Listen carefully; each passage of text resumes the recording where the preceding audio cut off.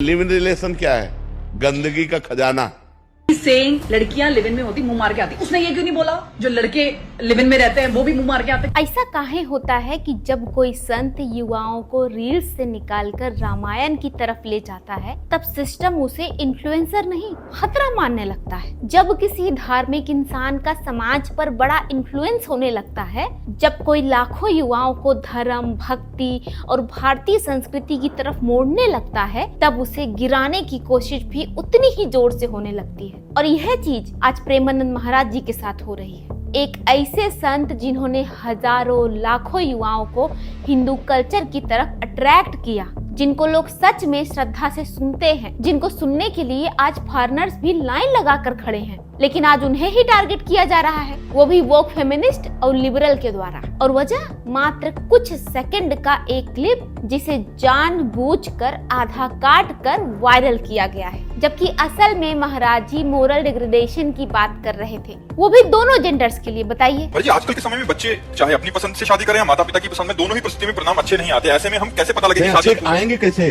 अच्छे आएंगे कैसे? आजकल बच्चों और बच्चियों के चरित्र पवित्र नहीं है, तो अच्छे कैसे आएंगे? मान लो हमें 4 होटल के भोजन खाने की जबान में आदत पड़ गई है, तो घर की रसोई का भोजन अच्छा नहीं लगेगा। जब 4 पुरुष से मिलने की आदत पड़ गई है, तो एक पति को स्वीकार करने की हिम्मत उसमें नहीं रह जाएगी। ऐसे ही जब 4 लड़कियों से व्यभिचार करता है, तो अपनी पत्नी से संतुष्ट रहेगा, उसे 4 से व्यभिचार करना पड़ेगा, क्योंकि उसने आदत बना ली है। अब आजकल बहू मिलना और या पति मिलना बड़ा मुश्किल है, बड़ा मुश्किल है। लेकिन सोशल मीडिया पर लड़कियों वाला पार्ट बार बार काट कर वायरल किया जा रहा है। 100 में कोई 2-4 कन्याएं ऐसी होंगी जो अपना पवित्र जीवन रखकर किसी पुरुष को समर्पित होती होंगी। कैसे वो सच्ची बहू बनेगी? और उसी से एक एंटी वुमेन नैरेटिव बनाया जा रहा है कि देखिए भैया प्रेमानंद महाराज जी कितने ज्यादा एंटी वुमेन हैं, और इस प्रोपोगेंडा को प्रूव करने के लिए पूरे की पूरे लिबरल्स एक्टिव हो गए हैं। कोई उन्हें पाखंडी कह रहा है, कोई आधा अधूरा क्लिप वायरल करके उन्हें बदनाम कर रहा है, बल्कि न्यूज चैनल भी टीआरपी के लिए इसमें शामिल हो गए हैं, चाहे एबीपी न्यूज हो चाहे कोई और। सवाल पूछा जा रहा है कि आखिरकार प्रेमानंद महाराज इस तरीके से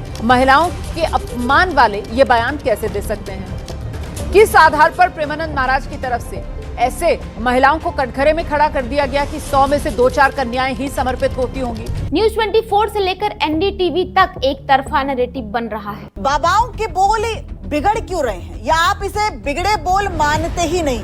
वो ये बता रहे हैं कि लिव इन क्या है। जर्नलिस्ट इस क्लिप को एक ट्विस्टेड मोरल पॉलिसिंग के रूप में प्रेजेंट कर रहे हैं। लड़कियों पर प्रेमानंद महाराज का विवादित बयान आया है। उन्होंने लड़कियों के चरित्र पर एक बयान दिया, सवाल उठाए। और ये इनको देखिए, यूपीएससी वाले भाई साहब, फेमस और एजुकेटेड पर्सनालिटी भी इस प्रोपोगेंडा का शिकार हो चुके हैं। विजेंद्र चौहान जी, जो खुद यूपीएससी के टीचर रहे हैं, कह रहे हैं कि महाराज जी पवित्रता के सर्टिफिकेट बांट रहे हैं। लेकिन भाई साहब पूरी बात तो सुन लो, आधी अधूरी बात सुन के फड़फड़ाने काहे लगते हैं? महाराज जी ने दोनों जेंडर के बारे में बात की है, सिर्फ लड़कियों के बारे में बात नहीं की थी, जो इतना हवा बना दिया गया है। उन्होंने कहा था लड़का हो या लड़की अगर बार बार इमोशनल या फिजिकल रिलेशन बनाएगा अलग अलग लोगों से, तो शादी के बाद एक पार्टनर के साथ स्टेबल नहीं रह पाएगा।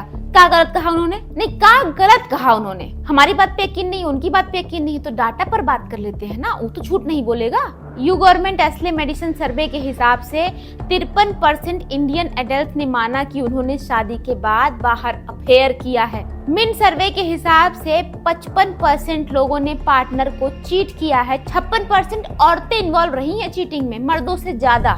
49% लोगों के इंटीमेट एक्स्ट्रा मैरिटल अफेयर रहे हैं। 47% कैजुअल सेक्स में रहे हैं। 46% वन नाइट स्टैंड में रहे हैं। ग्रीन सर्वे के हिसाब से 77% मैरिड वुमन ने अफेयर का रीजन दिया है बोरिंग मैरिड लाइफ। समझ रहे हैं? 57% मैरिड मेन ने माना कि बिजनेस ट्रिप्स पर उन्होंने चीट किया है। डॉक्टर अमित नेल सेक्सोलॉजिस्ट हैं, उन्होंने बताया कि 76% वुमेन और 61% मेन अब चीटिंग को इमोरल नहीं मानते हैं। 75% अफेयर से शुरू हुई शादियां डाइवोर्स में बदल जाती हैं। उनका कहते हैं most victim suffer from depression, anxiety, PTSD।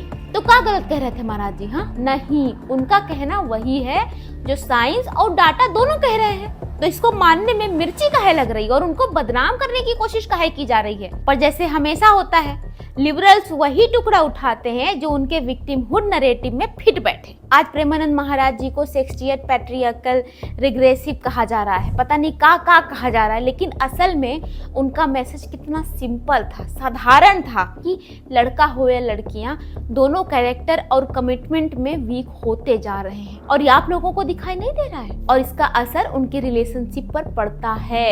ये बात तो बड़ी बड़ी इंटरनेशनल सर्विस कंपनीज भी कंफर्म कर चुकी हैं, लेकिन फेमिनिस्ट और लिबरांडूस को ये डाइजेस्ट नहीं होता क्योंकि उनकी पूरी आइडेंटिटी विक्टिमहुड पर टिकी है ना।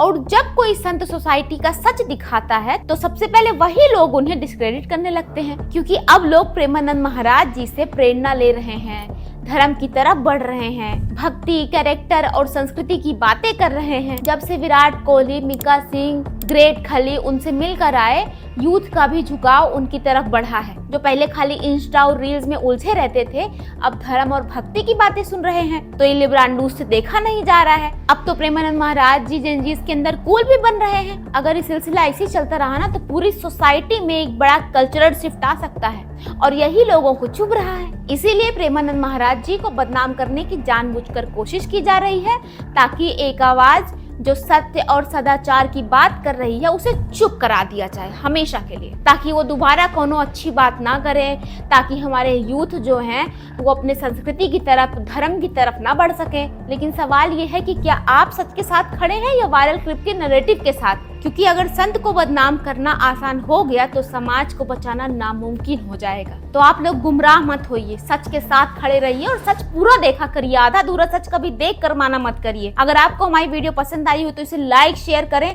ताकि लोगों तक सच पहुंचे और ऐसी ही और वीडियो के लिए हमारे चैनल को सब्सक्राइब करें। जय हिंद।